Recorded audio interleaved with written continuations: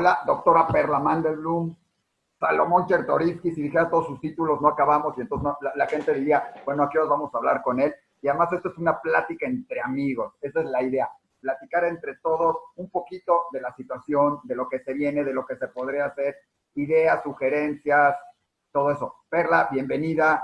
Salo, gracias por atendernos, por tenerlo, por ser nuestro amigo y por todo esto. Yo antes de cualquier cosa, lo primero que te quiero preguntar, ahora sí como entre amigos, entre todo esto, ¿cómo te está tratando esta crisis? ¿Cómo estás tú? ¿Cómo está tu familia? O sea, ¿cómo lo están manejando en esto, no? Isaac, doctora, mucho gusto, y bueno, pues encantado de estar, con ustedes, de estar en este espacio.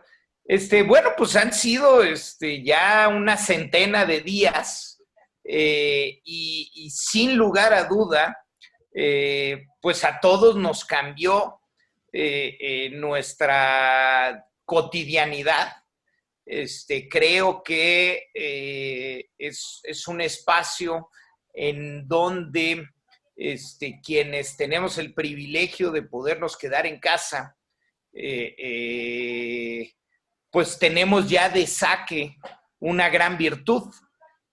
Quienes tenemos la posibilidad de que nuestras hijas, nuestros hijos se puedan seguir educando a distancia, pues tenemos un gran privilegio, que no es el caso de la mayoría de las y los mexicanos, ¿no? Que tienen, por un lado, muchos millones de personas, si no salen todos los días a ganarse el sustento diario, pues simplemente no pueden comer. Muchos niños no tienen la conectividad necesaria ni los programas adecuados para poder mantener el ritmo de su educación. Entonces, creo que lo primero que, ante una pregunta tan personal, es responsable contestar, es que somos muy privilegiados para poder afrontar esta ruptura de la cotidianidad.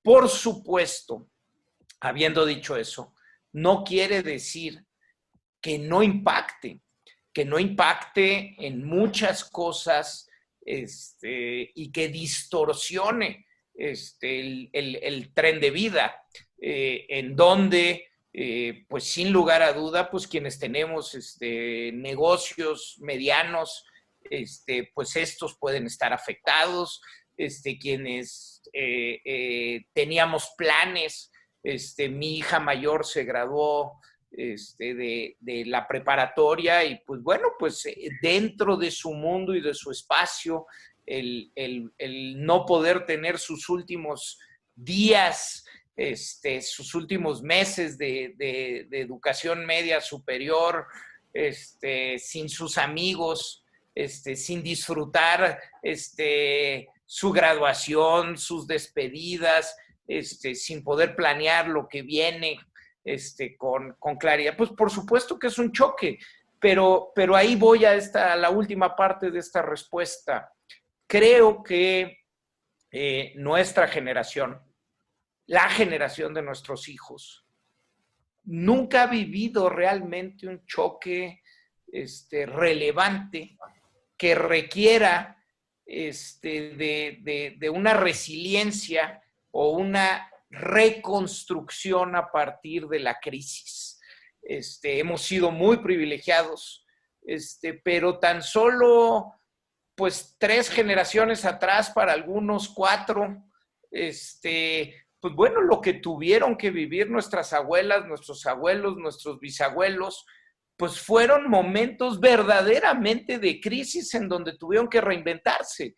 Creo que nosotros, de alguna manera, tendríamos que ver este espacio contenido, pues como la primera crisis real que para muchos se vive en nuestra generación, e insisto, y sobre todo en la de nuestros hijos. Y eso nos debería de llevar a una reflexión sobre la resiliencia y la capacidad de reconstruirte a partir de la crisis.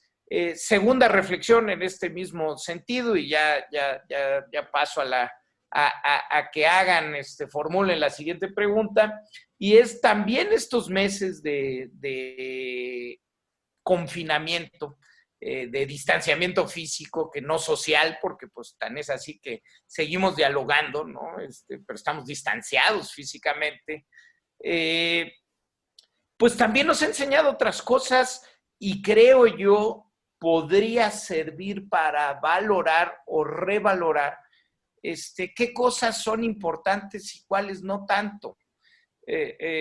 Vaya, yo creo que yo tenía un queridísimo amigo que falleció el año pasado, Rajendra Pachauri, el doctor Pachauri, que fue el premio Nobel de la Paz, por su trabajo al frente del panel contra el cambio climático de Naciones Unidas. Y el doctor Pachauri siempre me decía, a ver, Salomón, piensa, ¿cuánto te podrían durar unos pantalones de mezclilla? Y si lo piensas, pues realmente unos pantalones de mezclilla tienen una vida útil larguísima.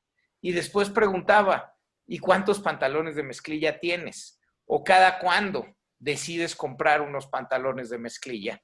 Creo que esta época de confinamiento, en donde al estar en casa podemos repensar o revalorar cuáles son esas cosas que sí necesitamos y cuáles no necesitamos, pues podrían ser realmente un buen espacio para el diálogo y la reflexión familiar. Y en fin, creo que me voy en esta respuesta de lo privilegiados que muchos de nosotros somos y que hay que decirlo todo el tiempo, de que dentro del privilegio es una época difícil, compleja, cada una de las cosas hay que medirla en su justa dimensión y hay que entenderlo y hay que atenderlo. Y tercero, pues que no hemos vivido como generación y sobre todo, quiero insistirlo muchísimo, la generación de nuestras hijas y nuestros hijos no ha vivido una crisis como tal. Esta quizás es el primer asomo de una crisis y eso tendría que llevarnos a la reflexión, a la resiliencia y a la conversación familiar primero, comunitaria después, de qué aprendimos a partir de esta centena de días de confinamiento y cómo nos puede ayudar eso para una siguiente etapa que sea mejor para todos. Oye, lo combino más que perfecto con eso, porque justo lo platicaba yo con mis hijos en algún momento, diciéndoles que a nuestros papás, a nuestros abuelos les tocó una Segunda Guerra Mundial, una Primera Guerra Mundial, cosas extremas en algún momento, otras pandemias, muchas situaciones donde era sobrevivir años y vivir diferente y todo lo que se vino, y que hoy dábamos por sentado muchas cosas. Hoy ya estaba así y era como esto, incluyendo dentro de las comunidades fuera, en todo era muy por sentado, y hoy es un reto que tienen que aprender de él, porque va a dejar una marca en la humanidad, porque es la primera vez que yo recuerdo, por lo menos, que me toca ver que pues toda la humanidad está en eso y que se han dado diferentes cambios. Y Perla tiene, en ese sentido, creo que una pregunta bastante interesante que te quería hacer. Perla. Ok, Salomón, mucho gusto, hola. Sí, doctora. Quería hacerte una pregunta. Desde tu punto de vista, ¿cómo podríamos tener un approach acerca de lo que se vivió en México hace aproximadamente unos 10 años con la influenza? ¿Y cómo lo podemos ver? ¿Fue como una práctica? ¿Fue como ver diferentes enfermedades de trincheras distintas? ¿Lo podríamos tomar como una práctica previa, como una base? ¿O cómo ves tú la diferencia entre lo que se vivió en México con influenza y lo que estamos viviendo con COVID? Gracias, Perla. Mira, es una muy buena pregunta y además la tengo muy en el fondo de mi corazón. Pues me tocó dirigir el cuarto de guerra en el 2009, ¿no? Con el H1N1. Yo diría, a ver, empiezo con las comunalidades. Pues un patógeno nuevo, una cosa nueva que empieza a circular en el planeta y que genera montones de incertidumbre. Que al principio pues no sabes bien a bien cuál va a ser la tasa de contagio, cuál va a ser la tasa de mortandad, y pues la incertidumbre genera profundos miedos. Y la humanidad ha tenido una historia de pandemias. En el siglo XIV con la peste negra, pues tardó 10 años de llegar del lejano oriente a terminar con el 25% de la población inglesa, pero se propagó por el mundo. Eso es el siglo XIV. Más cercano, pues bueno, pues tuvimos la famosísima pandemia, la influenza española en el 18 y 19, que también los cálculos son entre 50 y 100 millones de fallecimientos en el mundo. Entonces, cada que llega un nuevo bicho a circular entre nosotros, pues genera grandes dosis de incertidumbre, y la incertidumbre, el miedo. Ahora bien, ¿qué pasó en el 2009 y cuáles fueron algunas de las diferencias? Yo diría la primera cosa que es muy diferente, la primera, es que en el 2009 México, y en particular la Ciudad de México, fuimos el Wuhan del mundo.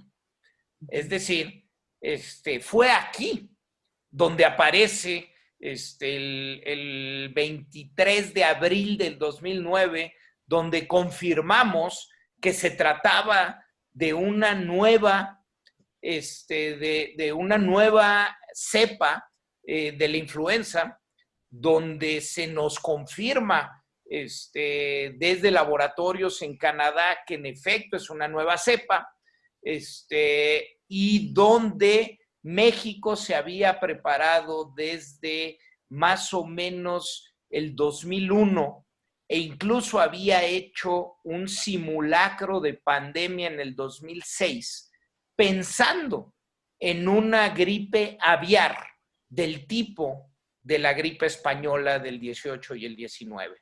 Entonces, cuando llega esta nueva influenza a nuestro país, los planes que teníamos hablaban de cerca de 250,000 personas en México que podían fallecer, y con toda la incertidumbre, en un principio no conocíamos cuál iba a ser el famoso recero, ¿no? De cada persona contagiada, cuántas iban a contagiar, y no sabíamos cuál era la tasa de letalidad.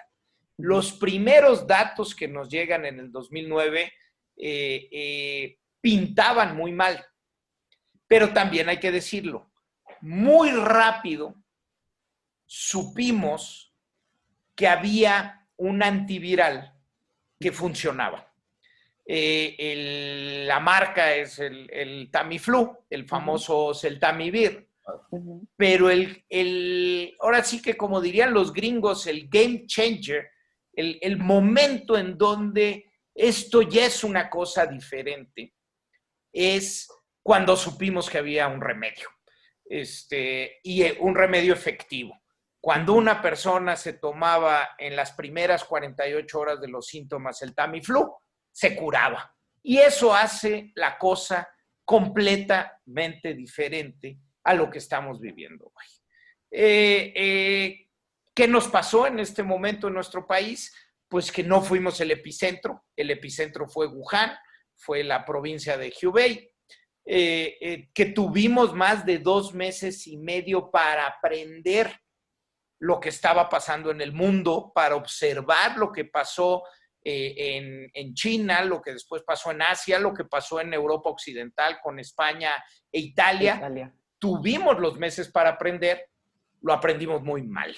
Eso también hay que decirlo. Ahora, en esta comparación que hago con el H1N1 y lo que refiero del Tamiflu, pues sí además de las diferencias en la tasa de contagio, que hemos ido aprendiendo, que la del COVID-19, o más bien la del virus, que es el SARS-CoV-2, es mucho más alta, muchísimo más alta que la de la influenza. La de la influenza es 1.3, es decir, por cada persona contagiada se contagia 1.3 personas más.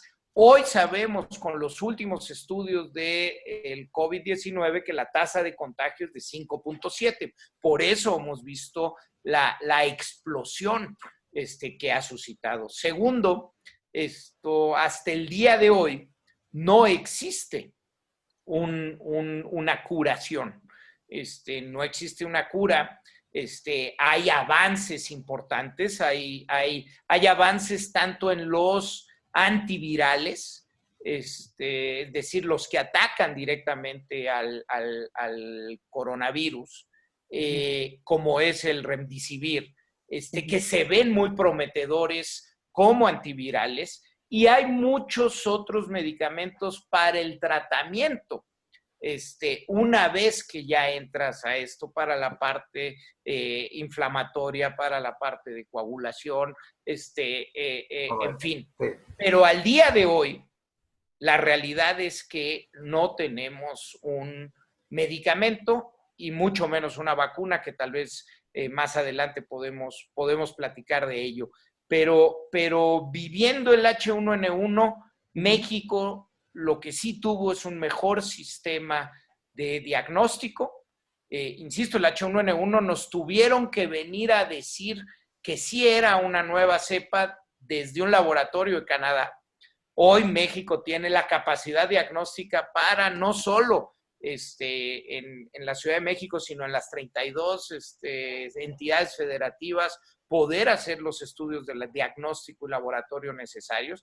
Tenemos una red de vigilancia epidemiológica fortalecida a partir del H1N1, debilitada por las faltas de presupuesto en los últimos años, particularmente desde la llegada de esta administración. Pero sí, Yolanda, por supuesto que México aprendió en el H1N1 con todas las diferencias que hay en la pandemia de hoy, pero aprendimos sobre todo en materia de atención de una crisis sanitaria. Ojalá y lo que aprendimos lo estuviéramos aplicando, no todo es así.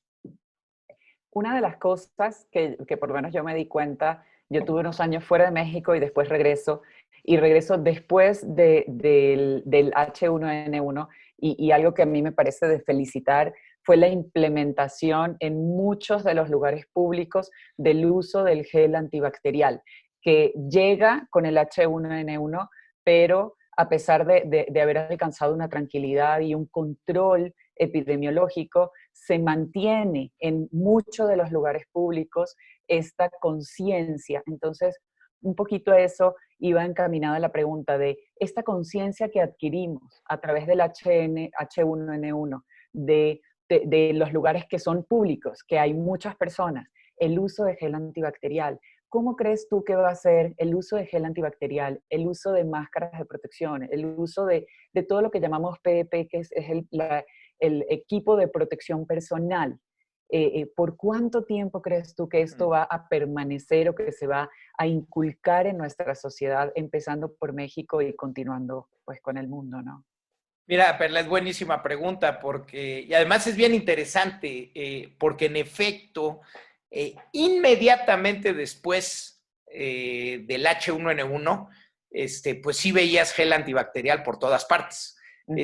Interesante porque tuvo impacto. Incluso en el 2009 y 2010 viste una reducción en enfermedades gastrointestinales por la utilización de gel. Ahora bien, pasaron dos cosas. Una, en esa época cercana al H1N1, se empezó a sustituir el lavado de manos por el gel, cosa que no era tan buena. No son complementos, no sustitutos. Exacto. Y así hay que insistirlo. Pero habiendo dicho eso, la población se va confiando.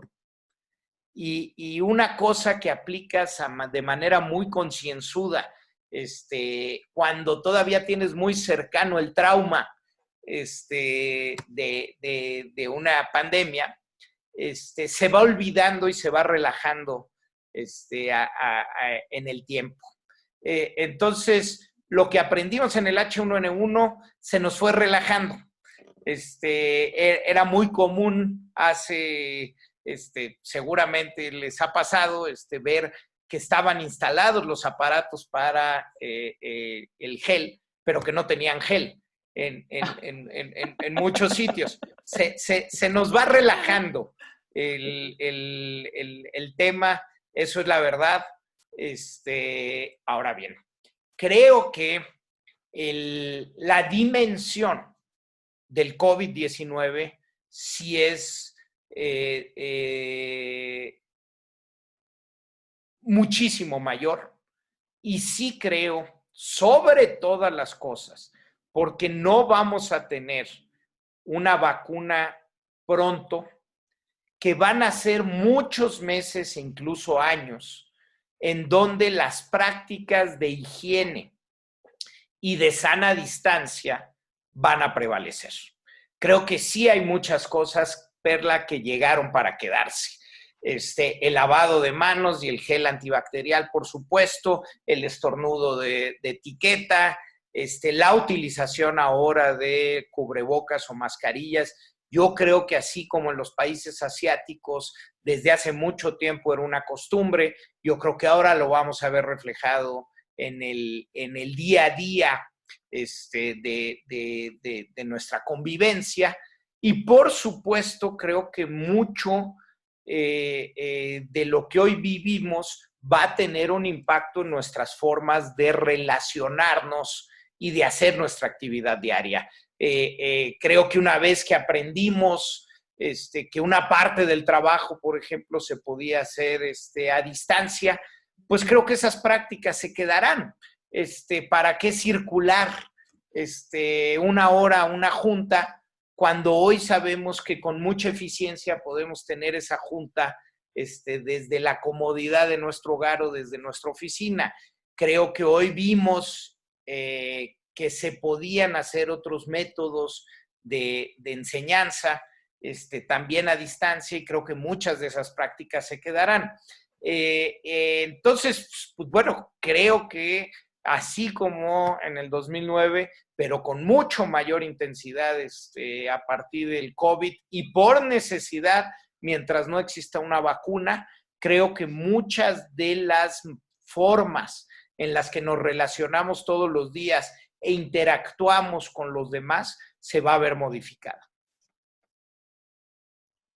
Muchas gracias por tu respuesta. Oye, Salo, dentro de eso mismo, yo te quiero preguntar, uno, soluciones, o sea, ya sé que lo que se ha hecho, ahorita hablamos de lo que se ha hecho o no se ha hecho, uno, soluciones prácticas, porque como tú dijiste, México es un país diferente a muchos otros. Mucho se habla de lo que hace en Suecia, en Dinamarca, en Finlandia, en Qatar, en Israel, en Colombia, cada uno con sus particularidades, y como tú lo dijiste, no todo mundo, o sea, México no es un país donde todo el mundo se pueda quedar en su casa.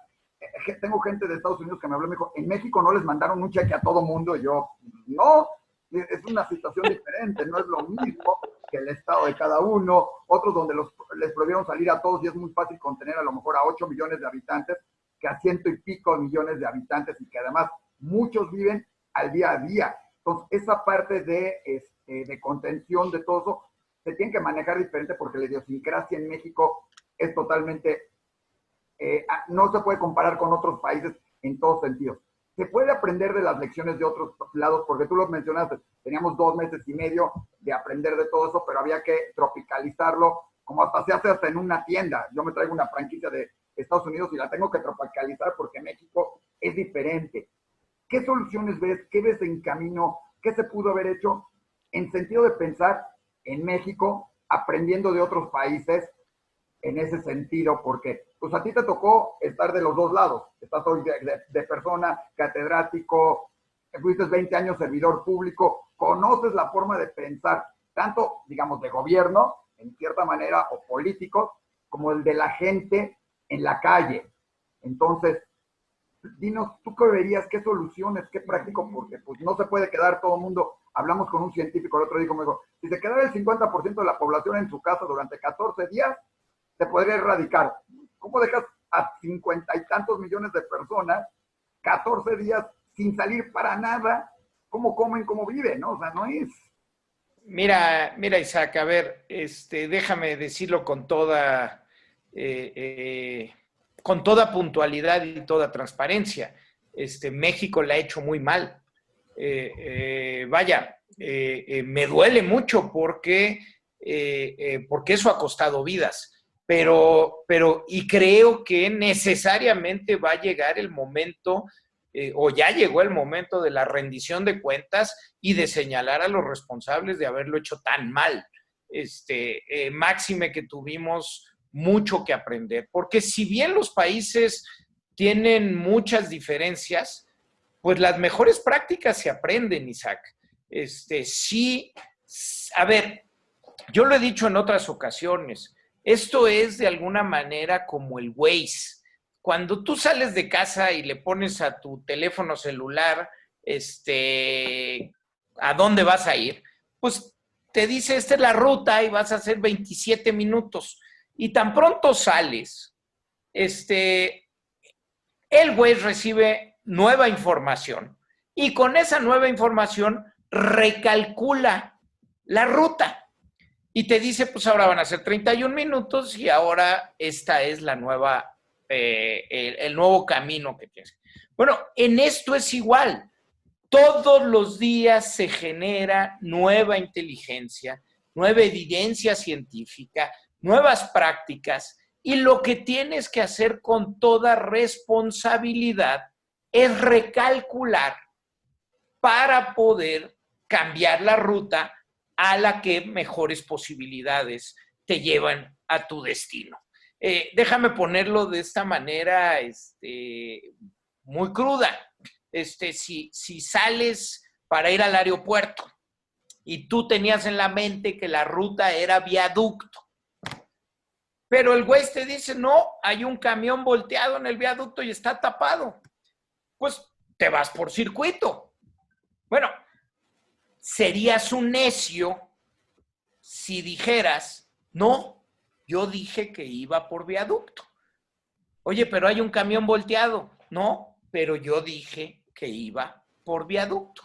Bueno, en muchos casos, en muchos aspectos, México trazó su ruta y aún con evidencia adicional, con nueva información y con nueva inteligencia, pues México no corrigió la ruta. Eso lo digo de manera general y me hago responsable absolutamente de mis palabras porque lo he hecho público. Y estoy escribiendo un documento de rendición de cuentas y del momento de la pandemia para el país. ¿Qué cosas hicimos muy mal? Hicimos muy mal el mandatar las directrices relevantes para poder explicar a nuestra ciudadanía qué es lo que se tenía que hacer o dejar de hacer. ¿Podemos hacer un pequeño corte? No sé si es factible. Sí. Un segundo. Creo que... Quitamos la pausa. ¿Ya? Listo. Continuamos. Quitamos la pausa. 1, 2, 3. Ya. Sí. Como les decía, las directrices, los mandatos. ¿Por qué? Cuando viene un momento como una pandemia, cuando hay tanta incertidumbre, tú necesitas que sea la autoridad sanitaria la que con toda claridad te diga qué hay que hacer. Porque, pues si nosotros nada más leemos lo que recibimos en WhatsApp, nos metemos a redes sociales, escuchamos a cuánta gente platica de esto, pues la verdad es que es muy difícil tomar las decisiones certeras y necesitas que sea la autoridad sanitaria la que te diga qué hay que hacer o dejar de hacer. En nuestro caso, en nuestro país, la verdad es que se tardó muchísimo. se tardó mucho en ser claro y todavía no ha sido clara en las directrices. Y desde las primeras decisiones fueron complejas. Por ejemplo, cuando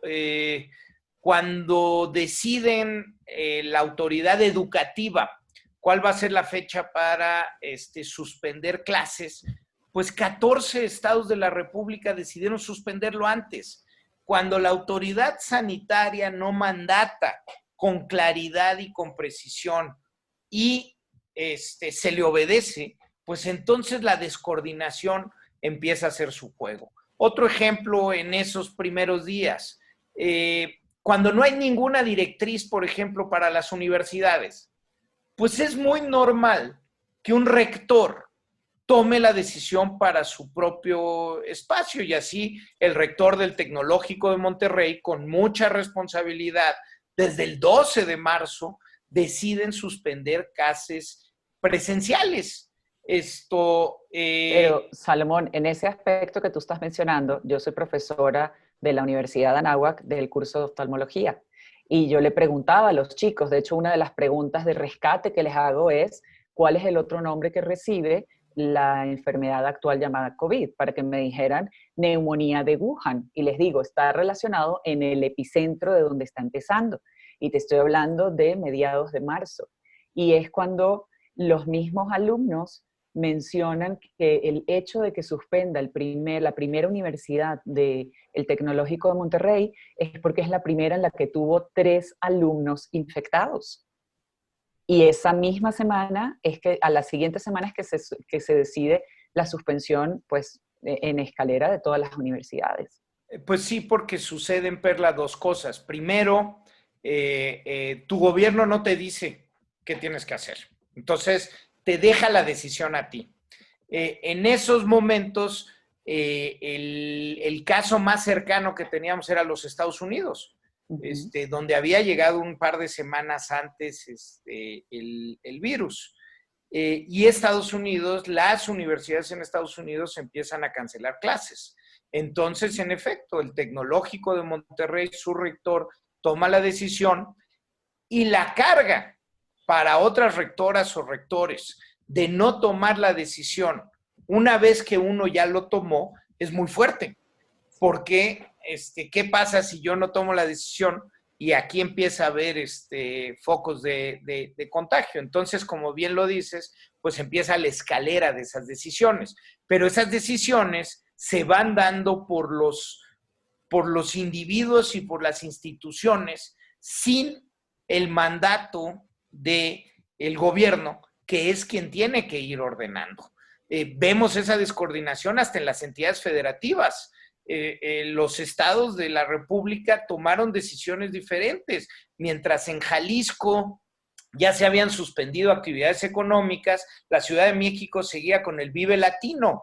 Y bueno, hoy vemos la diferencia. Por cada fallecimiento en Jalisco hay 18 en la Ciudad de México. Se tomaron decisiones desordenadas, descoordinadas, que a unos les salieron mejor, pero al final de cuentas, el punto de partida es la falta de directrices claras por parte de nuestra autoridad. Segundo, hay un tema de comunicación.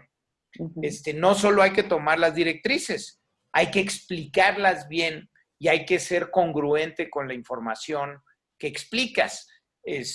Vaya, mientras la autoridad sanitaria ya pedía no besarse, no abrazarse, pues el presidente de la República seguía en giras besando y abrazando. La comunicación tiene que ser clara, tiene que ser puntual, tiene que ser transparente y tiene que ser congruente. Tercero, y creo que es un tema que en el corte ustedes estaban platicando y es un tema de información. Para poder tomar buenas decisiones se necesita buena información, no solo para que la ciudadanía esté informada, sino para que esa información te sirva para poder hacer mejor tu política pública en materia sanitaria.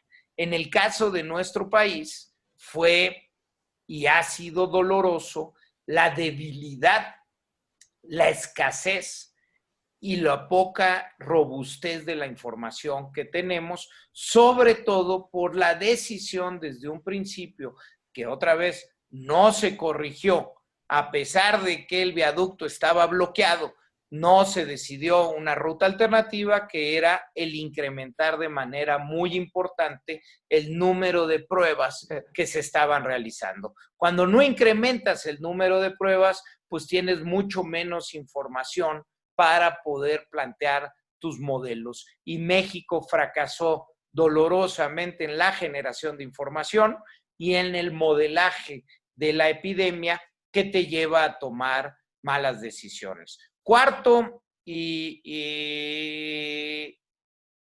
tuvimos 2 meses y medio, como decía, para irnos preparando, y fracasamos en la antelación de las compras que se tenían que realizar para la seguridad del personal médico y de enfermería, y para tener bien equipadas a las unidades de salud para que pudieran atender. Esto se fue haciendo a las carreras, se fue haciendo con prisas, más muchos hospitales con donativos que con los recursos del gobierno. Quinto y último, el tema que decías, Isaac, la política económica tiene que ser, en este caso, un coadyuvante de la política sanitaria. No puedes pedir el quedarte en casa a todos los mexicanos si en paralelo no tienes un amplísimo programa que inyecte recursos a todas ellas, a todos ellos que no pueden dejar de ganarse la vida para llevar la comida diaria. Estamos hablando de millones. Mira, había 11 millones de trabajadores mexicanos que ganan menos de 260 pesos al día.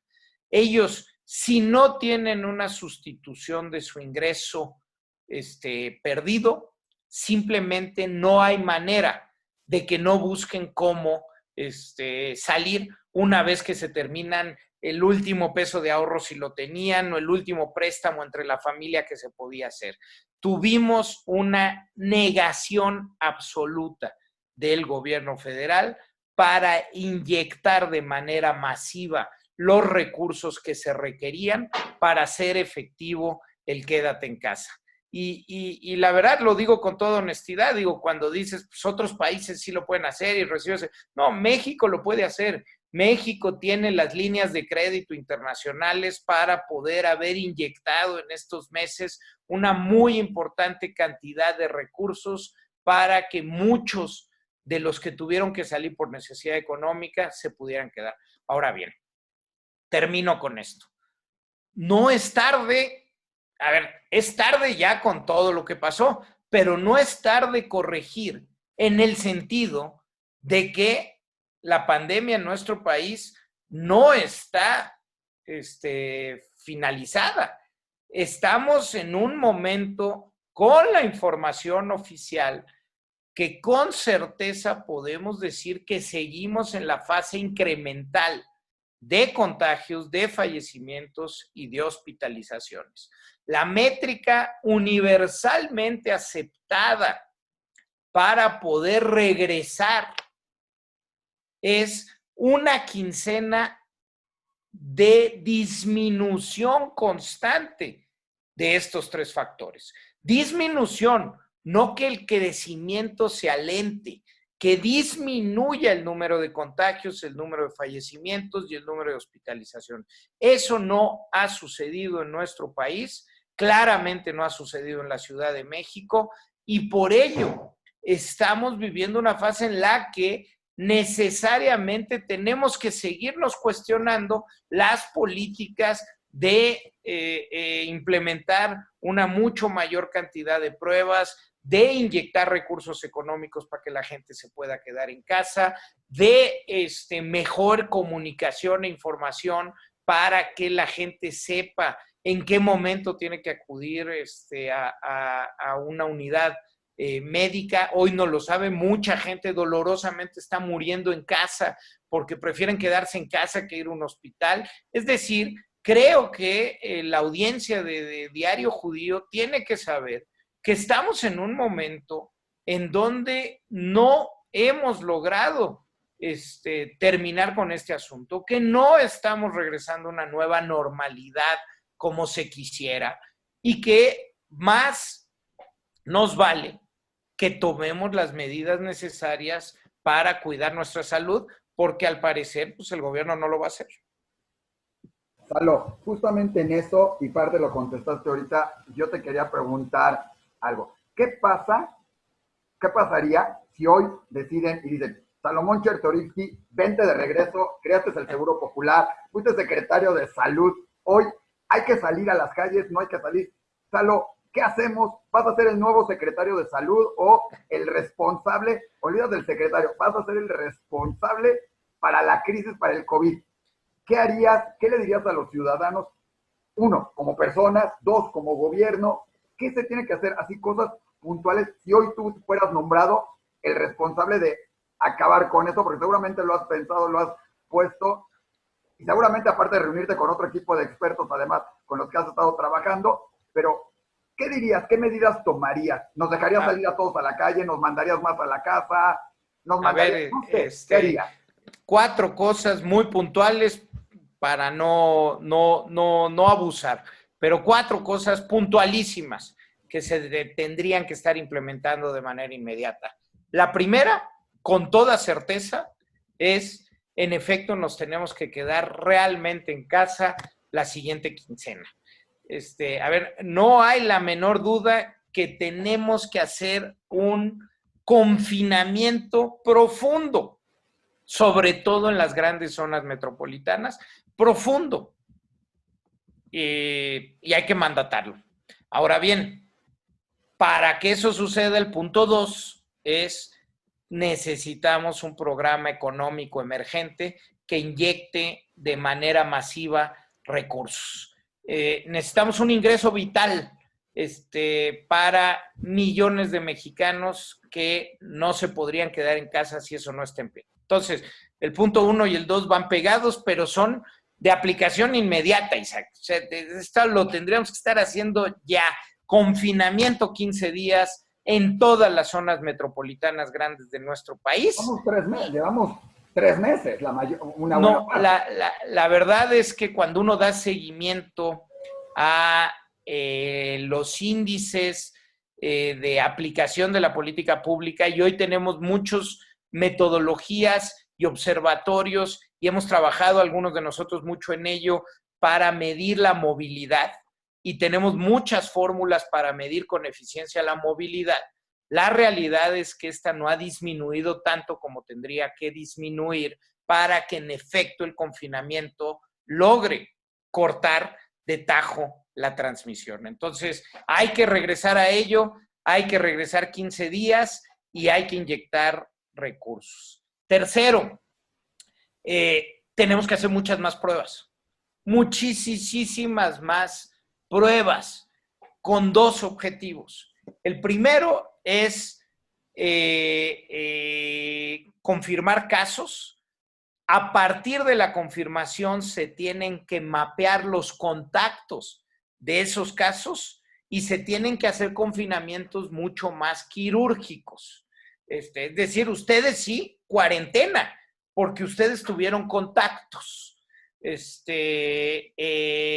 Y la trazabilidad, estos mapeos, han sido muy efectivos en otras partes del mundo y se pueden lograr, se pueden hacer de manera efectiva. Lo segundo importante de hacer muchas pruebas es el conocimiento temprano para poder actuar en consecuencia, y con eso voy al 4 punto de lo que yo haría. Necesitamos recomunicar a la gente que sí, el primer mandato es quedarte en casa, pero hay un punto en que no te tienes que quedar y no te puedes quedar en casa y tienes que ir al médico. ¿Cuál es ese punto? Mucha de la gente no lo sabe, porque se ha dicho que si tienes tos y tienes algo de fiebre, quédate en casa, pero hoy sabemos que muchísimas mexicanas y mexicanos han llegado tarde a recibir atención, y cuando llegas tarde ya es mucho más difícil que en el hospital puedas tener una solución que en su momento pudiera haber sido nada más con apoyo respiratorio sencillo, sin la necesidad de irte a una terapia intensiva. Y hoy sabemos que sí se puede armar un protocolo muy simple, que con solo el tema de la calentura y el tema de un oxímetro, es decir, de medir tu oxigenación, tu saturación, tu oxigenación de sangre, de oxígeno en la sangre, nada más con parámetros muy bien definidos en esas dos materias, nosotros podríamos saber como ciudadanos que la cosa ya no está chistosa y que me tengo que ir a una unidad médica. Con eso, sabiendo eso, capacitando no solo y informando a los ciudadanos, sino capacitando, por ejemplo, a todos a través de webinars, a todos los médicos generales de nuestro país, todos esos médicos que atienden en los consultorios adyacentes de farmacias. Si esos médicos están dotados con un oxímetro y saben que hay un momento muy específico en donde ya la cosa no es quedarte en casa y esperar a que pase la enfermedad, sino te tienes que ir al hospital para que tus posibilidades de éxito sean muchísimo mayores. Con eso estaríamos avanzando profundamente en evitar muchas de las muertes que valga la redundancia, son evitables si se llega con tiempo a la unidad médica.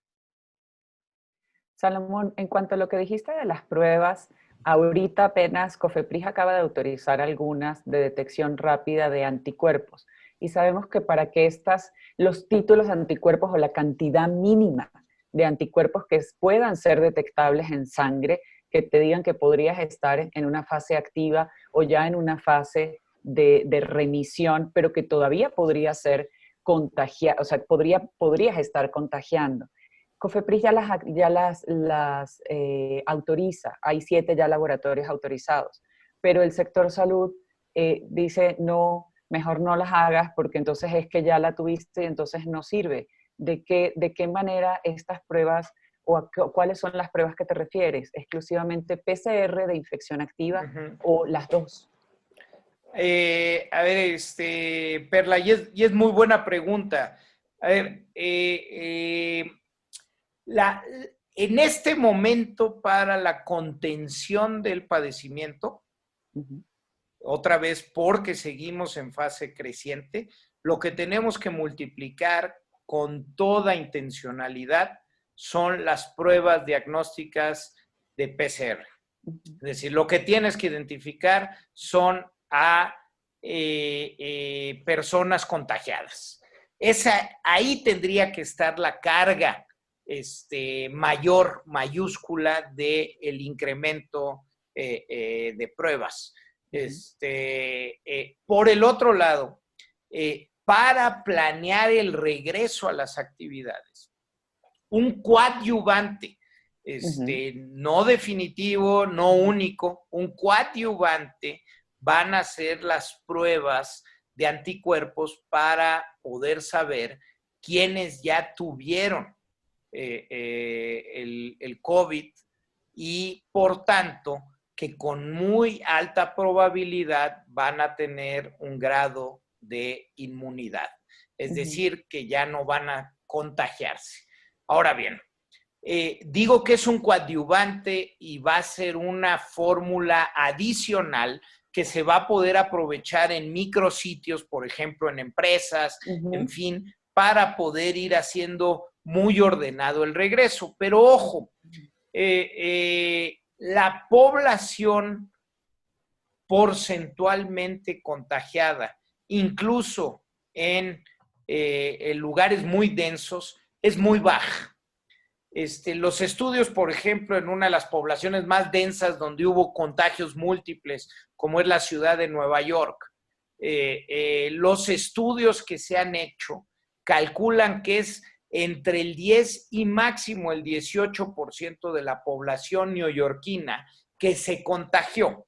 Es decir, las pruebas serológicas, las pruebas de anticuerpo, funcionan para ese pedacito de la población, pero todavía es muy amplio el porcentaje de la población que no ha tenido contacto con el virus y por tanto, insisto, el instrumento funciona, pero funciona para espacios muy bien definidos y estrategias muy bien aplicadas, no de manera masiva, porque pues, pues en efecto, pues ahí sí hay un desperdicio de recursos. Para México todavía no hay un estudio que nos dé qué porcentaje de la población se puede haber contagiado, pero estoy seguro que no va a rebasar el 10% de la población mexicana.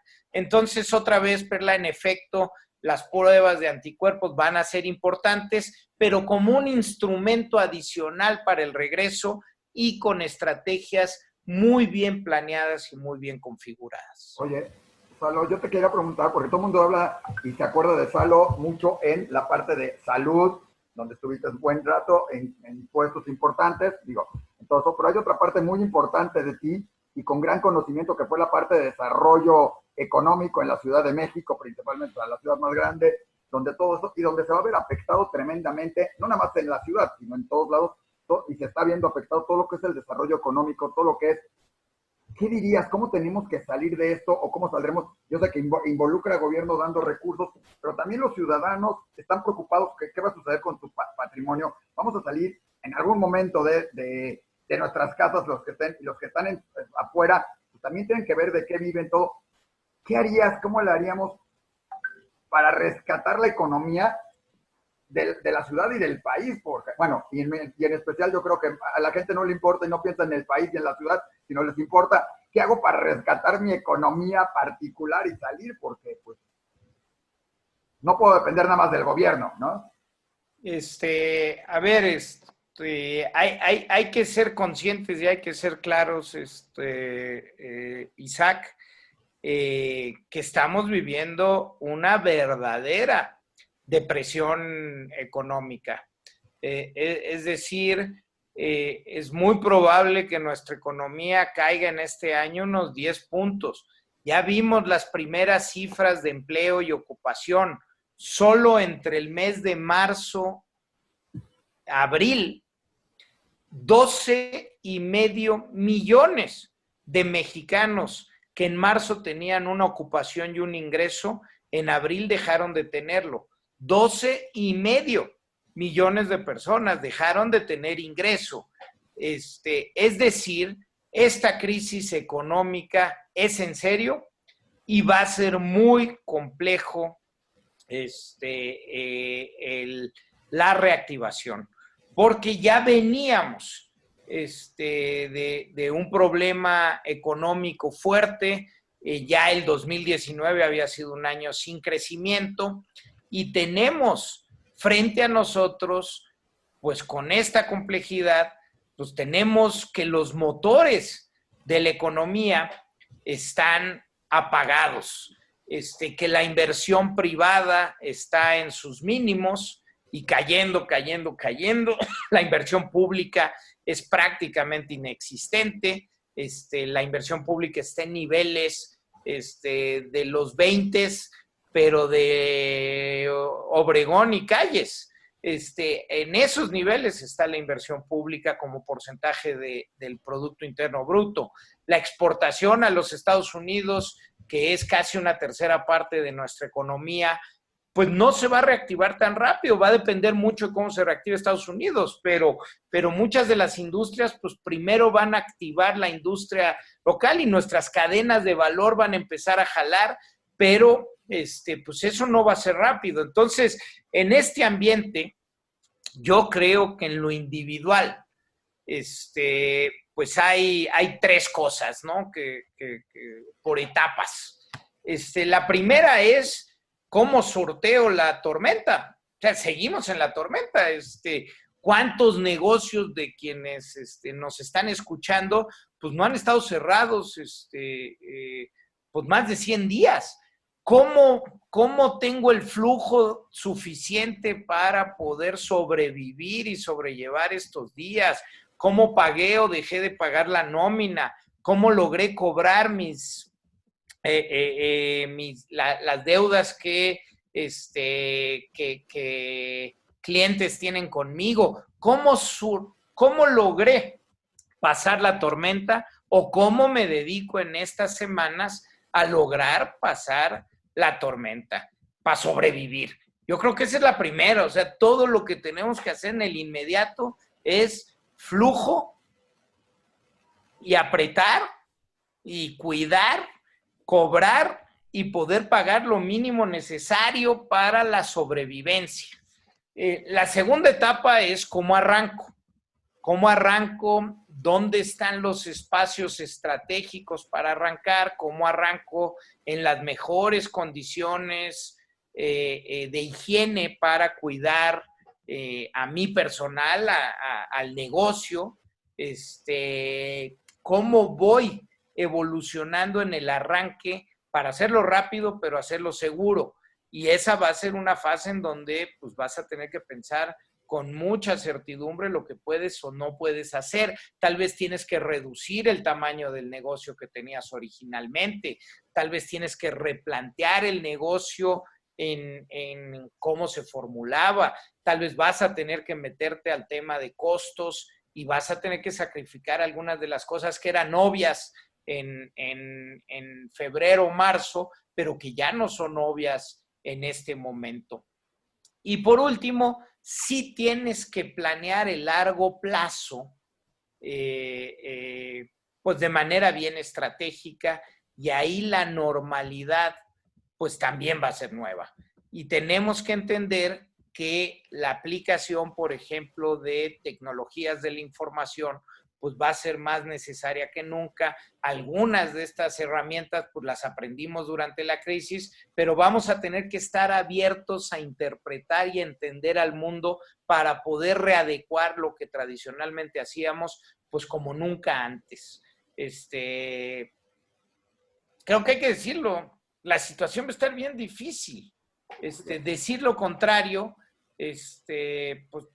pues es un engaño, ¿no? Y por eso otra vez regresemos al concepto de resiliencia y sepámonos reconstruir a partir de una gran crisis. Así va a ser. Vienen épocas complejas. Con respecto a lo que acabas de decir, Salomón, cada una de las personas que estamos viviendo en todo el mundo, en algún momento me dijeron, esto es como si estuviéramos todos en el mar y cada uno está en un diferente barco, uno más lujoso y el otro no.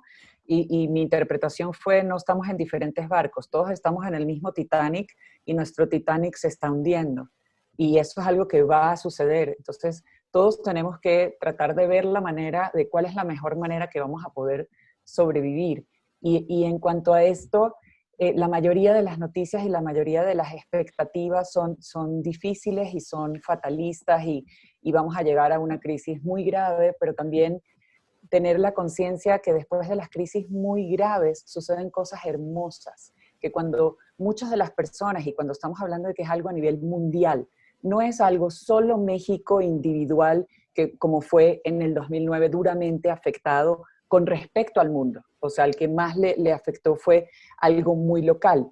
En este momento todo el mundo está igual y todo el mundo está a su manera afectado, con mayores o menores ayudas. Entonces, un panorama de dar un poquito también de aliento y dar un poquito de fuerza y de ánimo de sí, nos está tocando duro, a todos nos está tocando duro, cada uno a su nivel, pero si usamos la cabeza y si usamos el amor y nos preocupamos cada uno por uno mismo y cada uno por todas las personas que te rodean, todos juntos podemos salir adelante y buscar opciones para todos después de esta crisis en la que ya estamos. No es que viene, ya estamos. Todos podemos salir adelante. Mira, Perla, me parece muy bien. Yo lo dividiría en 2 puntos nada más muy breves. El primero es que sí, en efecto, esta crisis le pega a todos, pero pega muy diferente a los diferentes. Sí. Es un mundo y es un país profundamente desigual. México es de los países más desiguales del mundo. Y bueno, pues entonces, pues sí, como pega esto, pues también es muy diferenciado. Y hay que reconocerlo porque es parte de los problemas estructurales que tenemos para potenciar y posibilitar esta construcción de una mejor, de un mejor lugar común. Y ahí te diría que, y es lo segundo, que el tema está en la seriedad con que se trabaje para el futuro, no en las buenas intenciones nada más. Es decir, dolorosamente el salir adelante no basta con tener buen ánimo y decirnos entre todos que vamos, sí podemos, y salgamos a... No, esto requiere de planteamientos, esto requiere de compromisos, esto requiere de replantear nuestro consenso social y económico del cómo vivimos y cómo nos relacionamos. Esto va a tener que tener discusiones de lo fiscal. A nadie le gusta discutir impuestos, pues vamos a tener que discutirlo. Esto va a requerir discusiones de si vamos o no a crear en México por primera vez en nuestra historia un verdadero sistema de protección social para todos, universal, y que proteja sobre todo a los más desfavorecidos. Esto va a requerir realmente de replantearnos, por ejemplo, en nuestra relación con el medio ambiente y cómo cómo hemos abusado del planeta y cuáles van a ser las nuevas formas en donde nos tenemos que relacionar. Es decir, sí podemos aprender, sí puede ser un acicate para el mundo que nos lleve a una reflexión más profunda de cómo volvemos a construir una comunidad en donde nadie se quede fuera, pero el hacerlo requiere, ahora sí que como en la pirinola, como en el dreidel, todos ponen. Esto no es pensar que vamos a una nueva cosa nada más porque ya la vivimos fuerte y ahora pues querámonos de nuevo. No, esto es de definiciones, esto es de trabajo y esto es de todos poner lo que nos toca para poder construir una cosa mucho más igual. Y eso va a costar mucho trabajo. Entonces sí, yo creo que esto, insisto, hay oportunidades, pero esas oportunidades se toman de a de veras. No nada más deseándonos buen ánimo. Oye, Salo, como dices, hay que tomar el toro por los cuernos, hay que hacer mucho, como ciudadanos, como personas normales. Yo sé que tú estás haciendo tu labor, informando, comunicando, exigiendo algunas cosas, quejándose de otras, o sea, todo eso, algunos. Pero como ciudadanos, podemos hacer algo. O sea, hay mucha gente que no le ve, usted dice, se tiene que aplanar la curva, tiene que cambiar, tiene que bajar, y no baja, no cambia, no hay cosas en ese sentido. ¿Qué podemos hacer? No me refiero a quedarnos en casa, esto, sino como ciudadanos, ¿qué debemos? Uno es qué debemos hacer, porque hay teorías ahí de, bueno, es el gobierno y el gobierno dictamina todo y los ciudadanos son aparte. Hay otros países que son mucho más metidos en todo esto y la gente discute y no importa qué preguntes, después preguntas de fútbol y acaban metiendo la política, no importa qué, pero como mexicanos, como ciudadanos, ¿qué tendremos que hacer? ¿Podemos cambiar algo? ¿Se puede lograr algo? ¿Se tiene que lograr? Hay gente que en algún momento apoyó ciertas campañas políticas, ciertas cosas. ¿Qué podemos hacer en todo este sentido como mexicanos, como ciudadanos, como todo esto en México? ¿Podemos lograr un cambio real? ¿Y cuál sería este cambio? Porque además, pues muchos dirán, bueno, ¿y qué se va a cambiar? Bueno, sí, podemos lograr un cambio, pero ¿qué tenemos que buscar como cambio? También hay que pensar qué cambio queremos. Creo que ya es materia tal vez, Isaac, de otra plática y muy amplia, pero no evado y digo dos cosas muy puntuales. Una, ya lo expresaba Perla de alguna manera, y es, pues como individuos siempre tenemos algo que dar y a alguien a quien ayudar. Es decir, sí podemos salir a esta nueva etapa a ver quién la pasó peor que nosotros y tratar de ayudar. Desde quien te corta el pelo, quien hace tu jardín, o quien te lava un coche. ¿Cómo puedo ser generoso? Cada quien a su alcance con ese mundo que te rodea, que tal vez la pasó más mal que tú. Y yo creo que ahí todos tenemos algo que dar y todos tenemos algo que aportar. Igual en lo comunitario, pues no a todos nos afectó igual esto. Va a haber mucha gente que haya perdido su ingreso y su ocupación y vamos a tener que ver, como siempre lo hemos hecho, de manera solidaria, cómo nadie se queda fuera y cómo se ayuda a la gente. Entonces, pues ese es un espacio. ¿Y cómo hacerle para el país, Isaac? Pues informándose, estar enterados, estar en los diálogos y en los debates nacionales y salir a votar en 2021 es fundamental. Perla, ¿algún otro detalle en ese sentido? Oye, perdón, dentro de todo eso, quejarse no sirve, hay que ser proactivos, ¿verdad? O sea, porque muchos se quejan, mucho la teoría es quejarte de esto ya no sé, esto. ¿Sirve quejarse o sirve mejor ser activo y proactivo y buscar soluciones en todas las cosas, en todo esto? Yo sé que tú eres una persona proactiva, yo sé que tú conoces a tu familia, todo, o sea, hay que buscar eso. ¿Sirve de algo? Pues mira, yo no me atrevería a darle ningún consejo a nadie.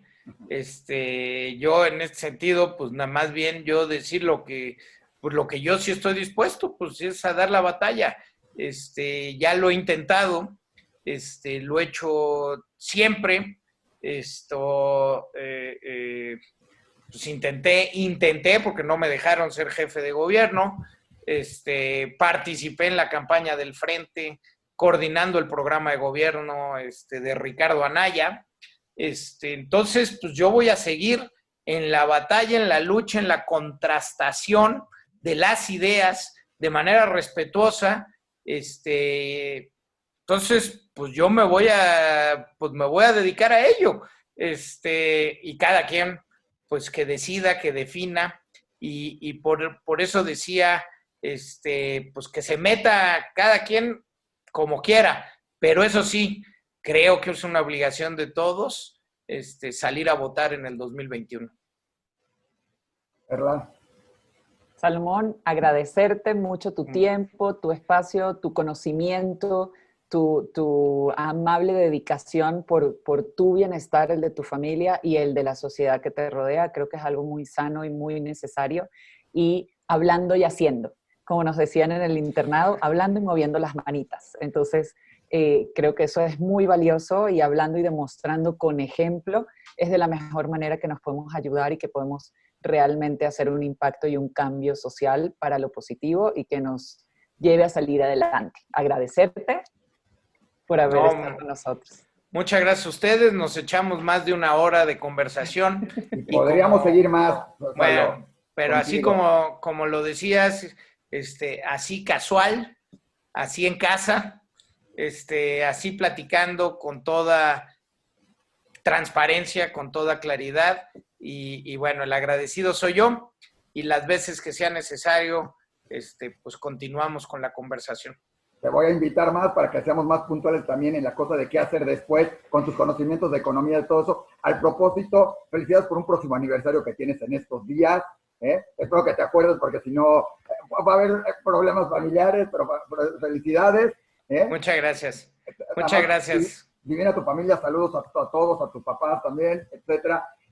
Y muchas gracias porque como esto es una plática entre amigos, muchas gracias y creo que nos sirve a todos y todos tenemos que tomar conciencia de lo que estamos viviendo, lo que está por venir y lo que tenemos que hacer nosotros también como personas y ciudadanos y todo en general, ¿no?